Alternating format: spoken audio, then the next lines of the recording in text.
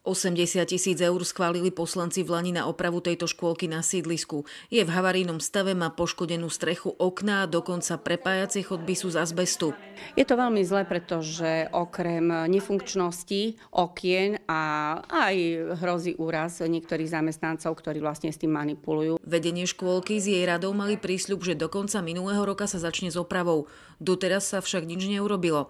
Aj preto sa o tomto probléme hovoril na zastupiteľstve. Dal som jednoduchú otázku súčasnej pani primátorke, kde je cca 90 000 eur, ktoré sme minulý rok týmto zastupiteľstvom schválili na opravu materskej školy Bernolákovej z sumy 8 miliónov, ktorá prišla z Národnej diaľničnej spoločnosti.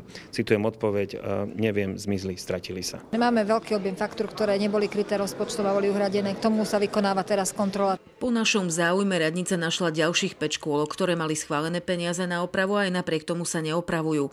Takže suma, ktorú je nutné vypatrať na radnici, je už 570 000 eur. Objaviť by sa mohli ešte v záverečnom účte mesta ako prebytok. Keď tie čísla mať budeme, tak si myslím, že bude potom priestor aj na to, aby sme sa bavili o tom, či peniaze sa niekde stratili, alebo či naozaj sú v tom prebytku. Záverečný účet bude hotový v marci. Ak sa investovali na iné veci, stalo sa tak bez vedomia zastupiteľstva a vedenie mesta tak obišlo poslancov. Mesto teraz plánuje škôlky opravovať cez európske fondy. Výzva bola zverejnená včera. Diana Murdzíková, RTVS.